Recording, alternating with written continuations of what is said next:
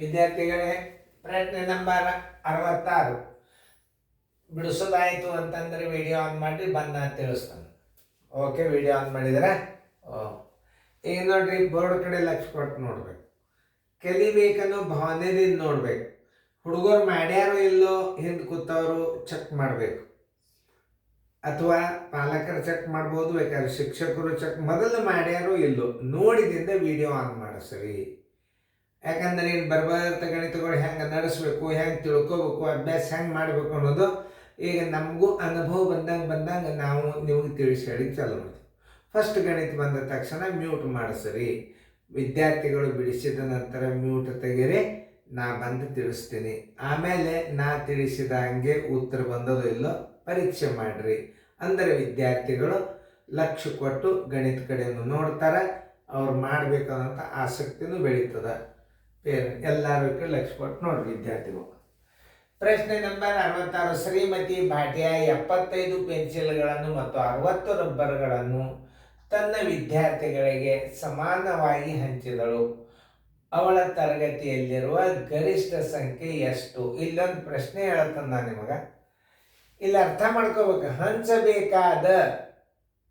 ಹಂಚಬೇಕಾದ ಎಷ್ಟು?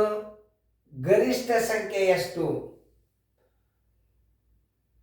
ಅದನ್ನು ಏನು ಇಲ್ಲಿ ಗರಿಷ್ಠ ಸಂಖ್ಯೆ ಅಂತಂದ್ರೆ ತರಗತಿಯಲ್ಲಿ ಹಂಚಬೇಕಾದ ಗರಿಷ್ಠ ಸಂಖ್ಯೆ ಅಂತಂದ್ರೆ ಮಾಸ.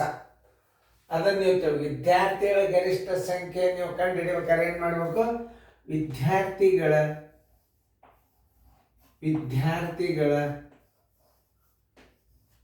ಗರಿಷ್ಠ ಸಂಖ್ಯೆ ಬರೋಬರಿ ಗರಿಷ್ಠ ಸಂಖ್ಯೆ ಬರೋಬರಿ ಆ ಸಂಖ್ಯೆಗಳ ಮಾಸ ಆ ಸಂಖ್ಯೆಗಳ ಮಾಸ ಇಷ್ಟೇ ನೀವು ತಿಳ್ಕೋಬೇಕಾದದ್ದು ಅಷ್ಟೇ. ಯಾವ್ದಾರ ಬೆಲೆನೇ ಕೇಳಿಲ್ಲವ. ಹಂಚಬೇಕಾದ ವಿದ್ಯಾರ್ಥಿಗಳ ಗರಿಷ್ಠ ಸಂಖ್ಯೆ ಎಷ್ಟು? 75 ಮತ್ತು 60. ನೋಡ್ರಿ, ಹಿಂಗೂ ತೆಗಿಬೋದು, ಭಾಗಾಕಾರ ಕ್ರಮದಾಗೂ ತೆಗಿಬೋದು. ಎರಡರಲ್ಲಿ ಹೋಗ್ತದ, ಹೊಡಿಲಿಕ್ಕೆ ಬರುವುದಿಲ್ಲ. ಯಾಕೆ ಹೇಳ್ರಿ? ಮಾಸ ತೆಗೆಯುವಾಗ ಎರಡೂ ಸಂಖ್ಯೆಗಳಿಗೆ ಭಾಗಿಸಲ್ಪಡುವ ಸಂಖ್ಯೆಯಲ್ಲೇ ಭಾಗಿಸ್ಬೇಕು. 2ಕ್ಕೆ ಹೋಗಲಿ, ಎಲ್ಲ 3ಕ್ಕೆ ಹೋಗಿ ಹೋಗ್ತದ. ನೋಡಿ, 3 25 3 20 ಈಗ ಈ 3ರಲ್ಲಿ ಇದು ಹೋಗಲ್ಲ, ಇದು ಹೋಗಲ್ಲ. 2ರಲ್ಲಿ ಇದು ಹೋಗ್ತದೆ, ಇದು ಹೋಗುದಿಲ್ಲ. 5ರಲ್ಲಿ ಹೋಗ್ತದೆ, ಇದಕ್ಕೂ ಹೋಗ್ತದೆ, ಇದಕ್ಕೂ ಹೋಗ್ತದೆ. ಅಂದ್ರೆ ಈ 5ರಲ್ಲಿ ಇಟ್ಟು ನೀವು ಭಾಗಿಸ್ರಿ. 5 5 20, 5 4 20. ಇದು ಅವಿಭಾಜ್ಯ ಸಂಖ್ಯೆ.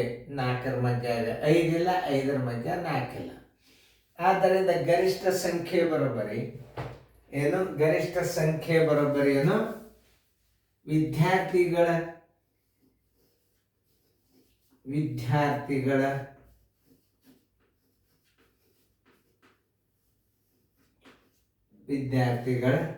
ಗರಿಷ್ಠ ಸಂಖ್ಯೆ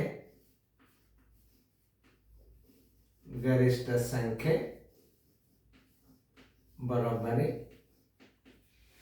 ಏನು? 3 × 5. ಇದರದ್ದು ಮೊದಲು ಏನು ಮಾಡ್ಕೋಬೇಕು? ತಗೋಬೇಕಿಲ್ಲ. ಬರೋಬ್ಬರಿ 3 × 5 ಬರೋಬ್ಬರಿ 15. ತಿಳಿತಲ್ಲ?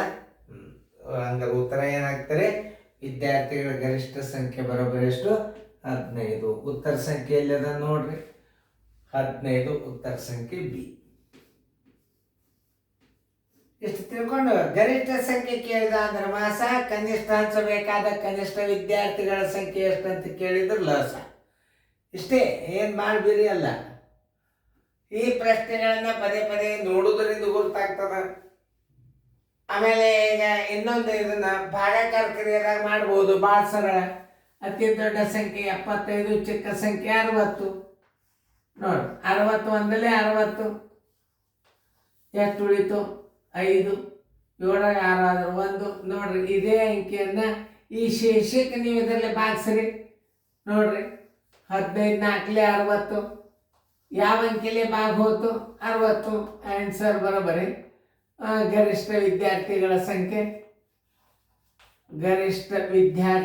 ಸಂಖ್ಯೆ ಈ ರೀತಿನೂ ಮಾಡ್ಬೋದು. ವಿದ್ಯಾರ್ಥಿಗಳ ಸಂಖ್ಯೆ ಬರೋಬ್ಬರಿ ಯಾವ ಅಂಕೆಲೆ ಭಾಗವತ್ತು 15ರಿಂದ ಹೊತ್ತು ಉತ್ತರ ಸಂಖ್ಯೆ ಹಾಕಿಬಿಡ್ರಿ. ಇದು ರೀತಿ 2. ಇದು HCF. ಇದು ಮಾಸಾನೆ. ಇದು ಭಾಳ ಸರಳ, ಎಲ್ಲಾದ್ರೊಳಗತ್ತೆ ಸರಳ. ಇದು ಒಂದು ರೀತಿಯಿಂದ ಹಿಂಗೂ ಮಾಡಿ ನೀವು ಉತ್ತರ ಕಂಡು ಹಿಡಿಬೋದು, ಒಂದು ರೀತಿಯಿಂದ ಹಿಂಗೂ ಕಂಡು ಹಿಡಿಬೋದು. ಇದಕ್ಕಿಂತೆಲ್ಲ ನೀವು ಭಾಗಾಕಾರ ಕ್ರಿಯೆ ಅನ್ನೋದು ದೊಡ್ಡ ಅಂಕಿ ಬಂದಾಗ ಭಾಳ ಉಪಯೋಗ ಆಗ್ತದೆ. ನೀವು ಅದನ್ನು ರೂಢಿ ಮಾಡ್ಕೋಬೇಕು. ಲಕ್ಷ ಕೊಟ್ಟು ನೋಡಿದ್ರಲ್ಲ, ಇವೇನು ಬಂದೇ ಬರ್ತಾವೆ ನಿಮಗೆ. ಮುಂದಿನ ಗಣಿತ ನೋಡ್ರಿ.